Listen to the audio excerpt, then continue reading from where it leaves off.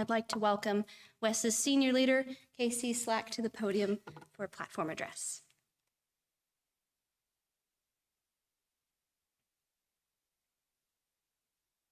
Thank you, Amy. Do y'all know that you're not required to sit as far away from me as is humanly possible? Do you know that this first row of seats is here for sitting? Just saying, you don't have to move now, but it's allowed. I don't bite at work.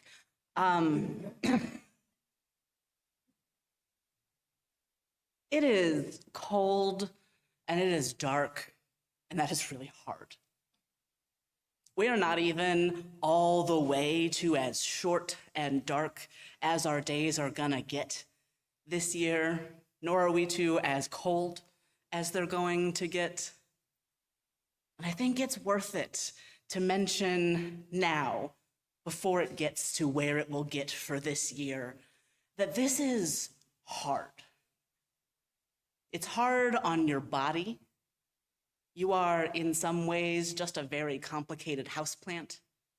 You really need light. I'll tell you about something that I do to deal with my need for light and sunshine that does not come. I call it lizard time. During lizard time, I turn on a seasonal affective disorder lamp, point it at my face, and sit there and behave as though I am a lizard.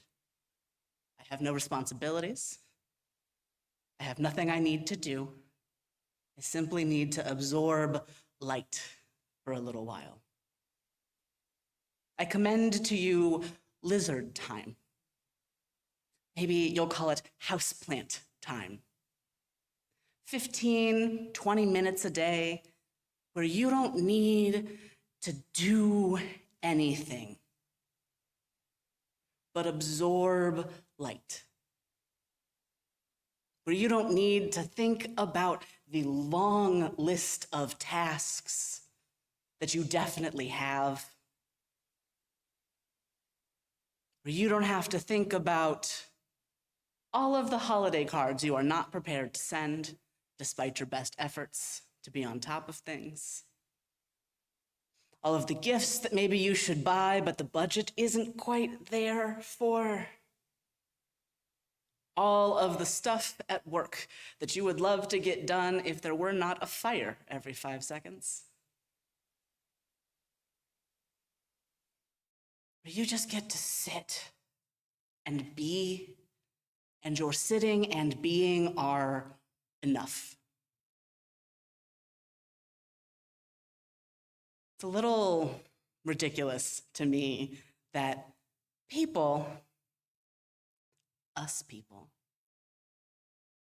Americans, Europeans, basically everybody at this point, have decided that when it is coldest and darkest in our year, we need to make ourselves exceptionally busy with turning on the lights.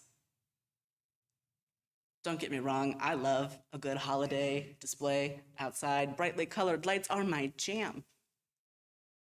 Surprising no one. But in a time of year when every other animal says, hey, what if I take a nap? Like a really big nap. We decide to be busier.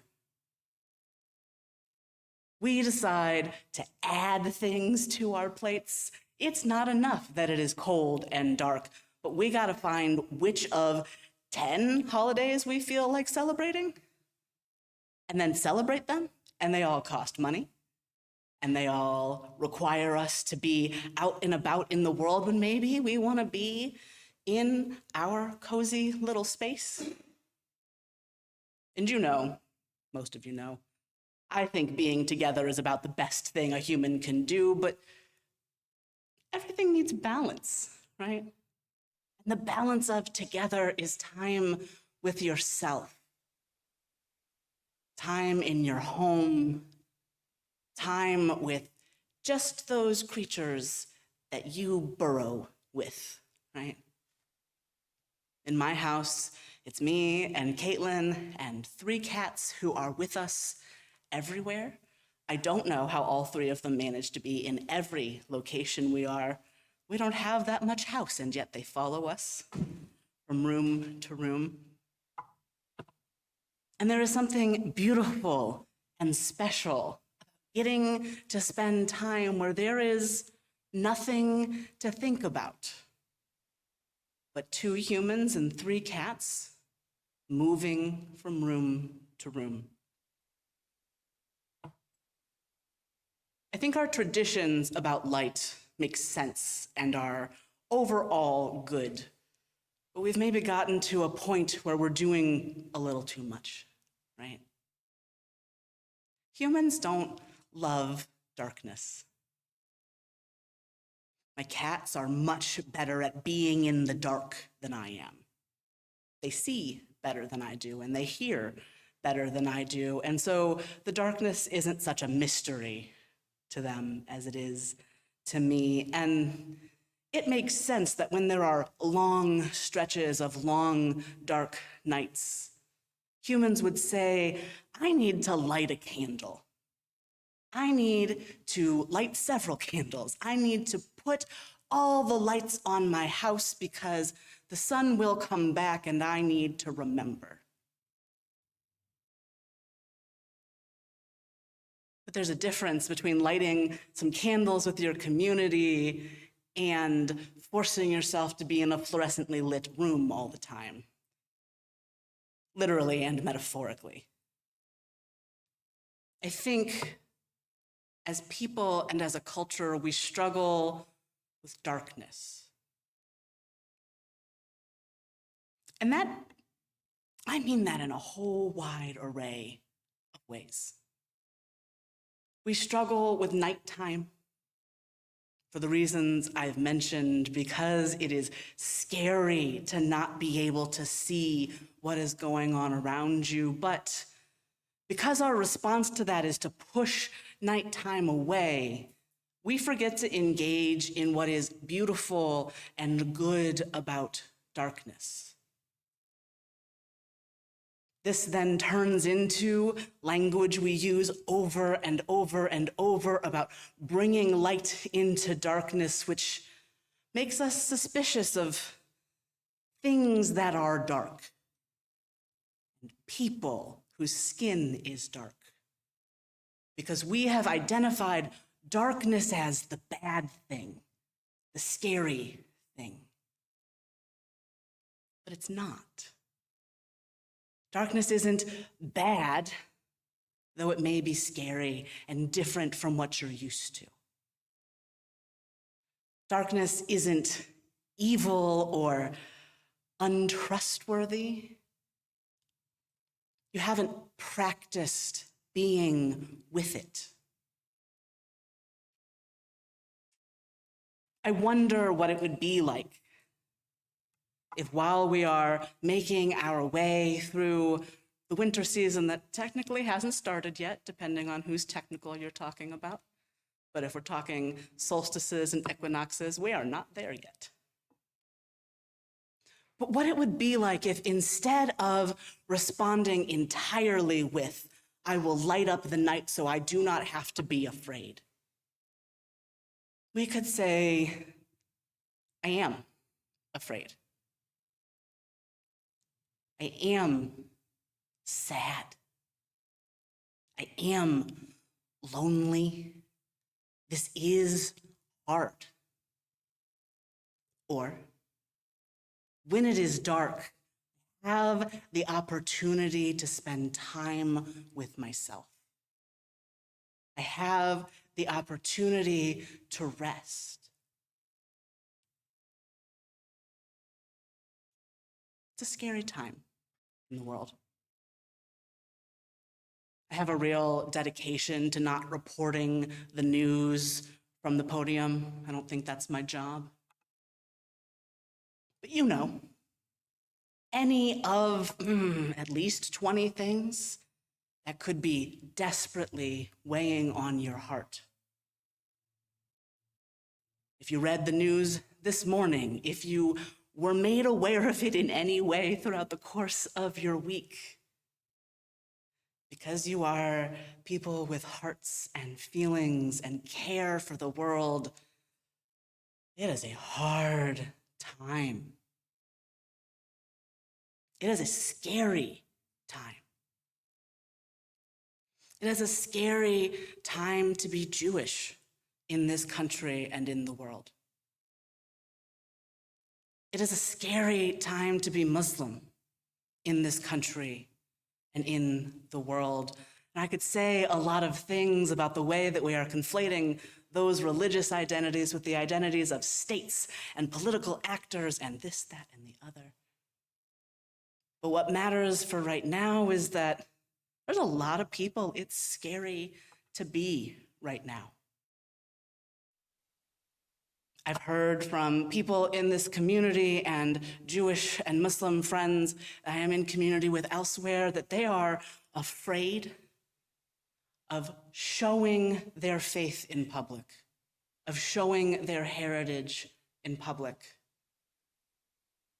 I saw yesterday a call from a group of Jewish folks asking people who aren't Jewish to put up menorahs in their windows to help show solidarity with people who are feeling afraid to express their faith, their beliefs, and their heritage right now.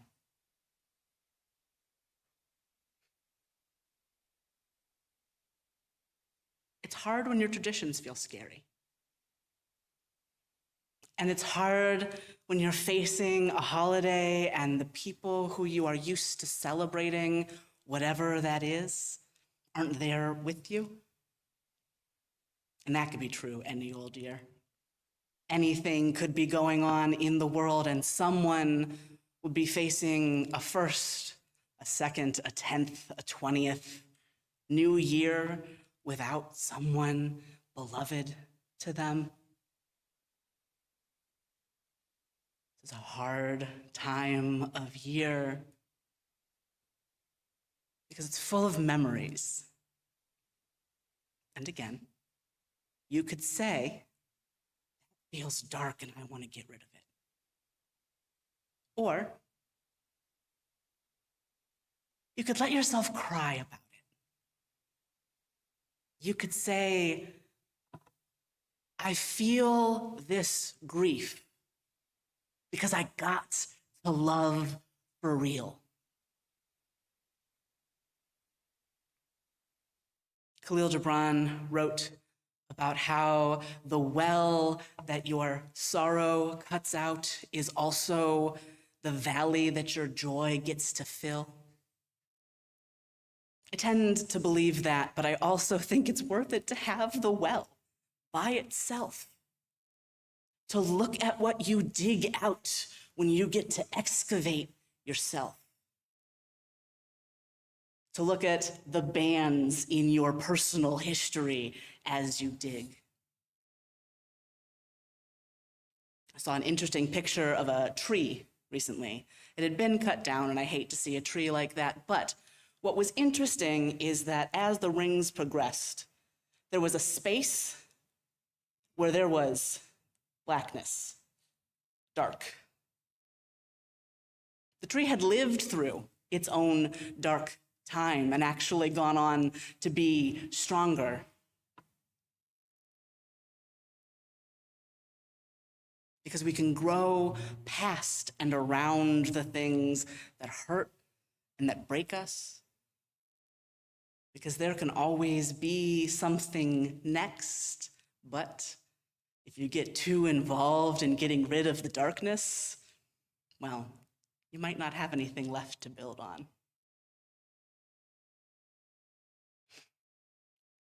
So I find myself in the winter all of the time, for at least the past decade of my life, wondering what exactly it is that hope is.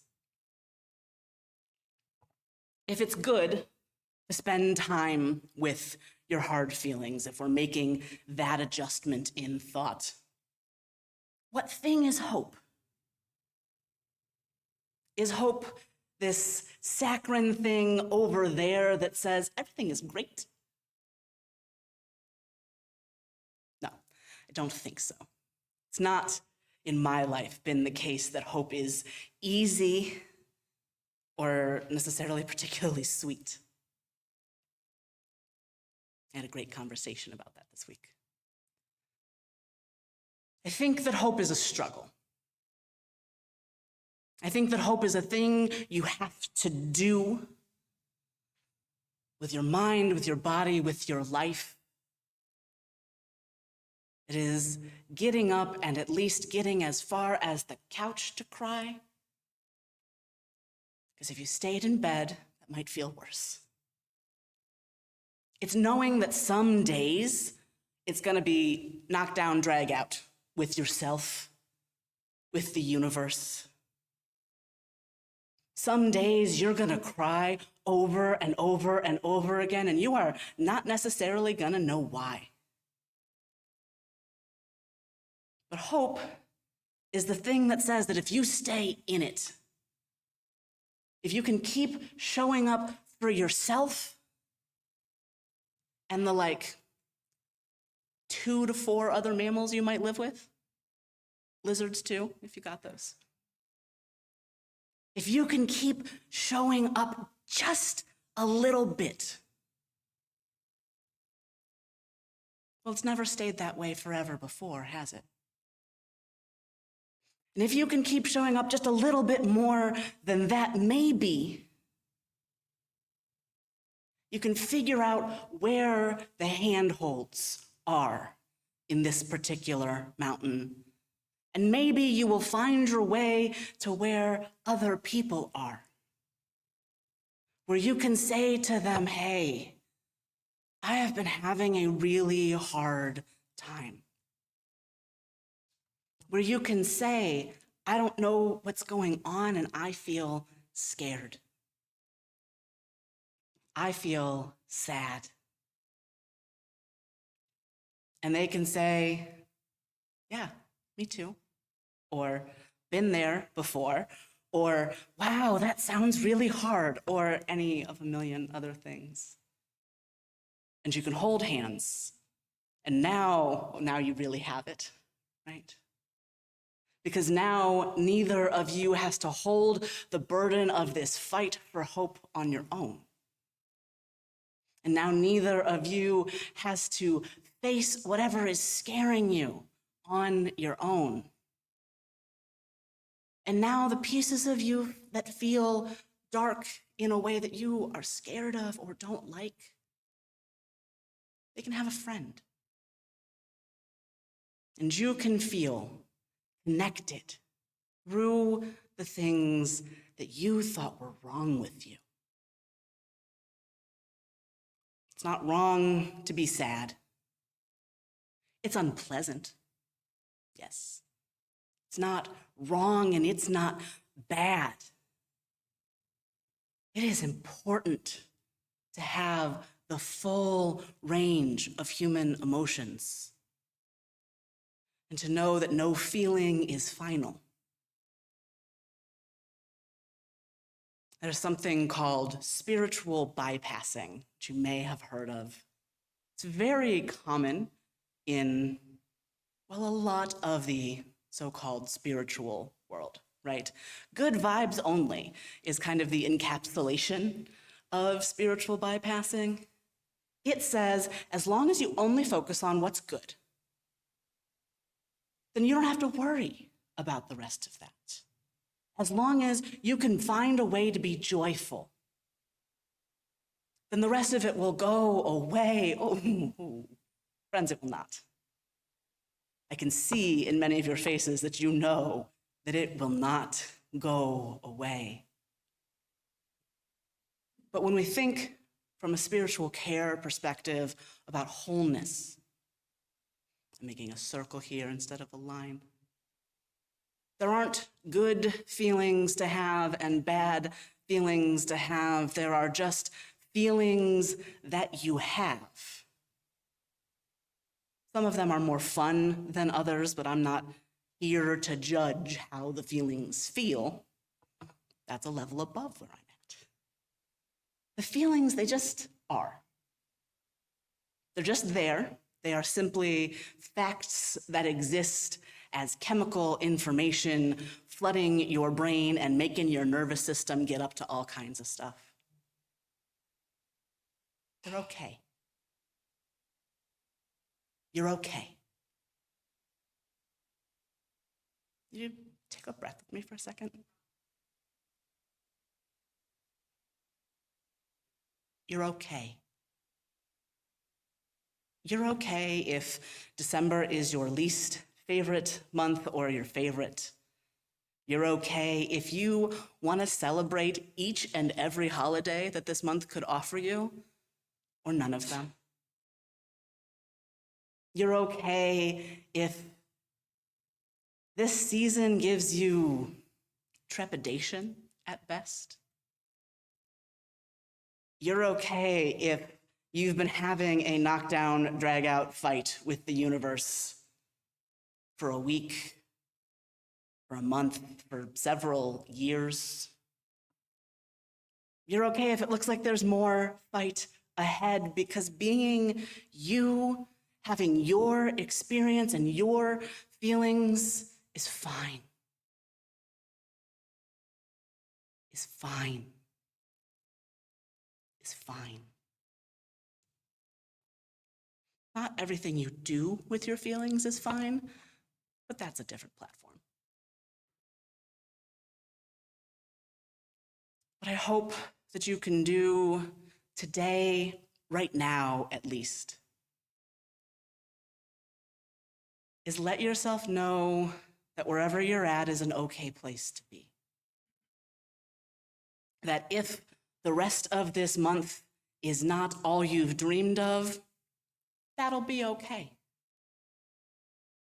If you can't make it to all of your plans, that'll be okay. If you need to buy a sad lamp and have lizard time, please tell me about it. I would like fellow lizards.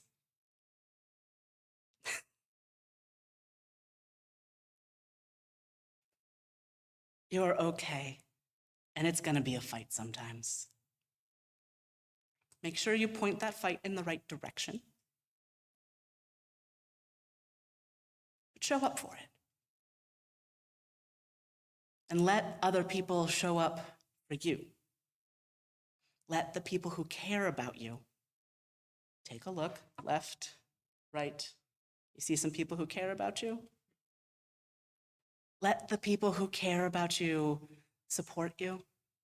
Let them know what's going on. Trust that it's okay to be a person with feelings. That we don't need you perfect. We don't need you happy all the time.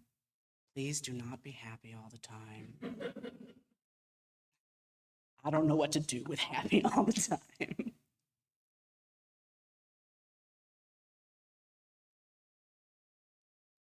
I feel like there should be some sort of pithy way to wrap this up, but I never arrived at something pithy. I'm just gonna say that I love you, and that this is a difficult time of the year for me as much as for anyone else. It's okay. It's gonna be okay, and if something breaks, we'll figure out how to fix it. Very few things are the end of the world. Thank you.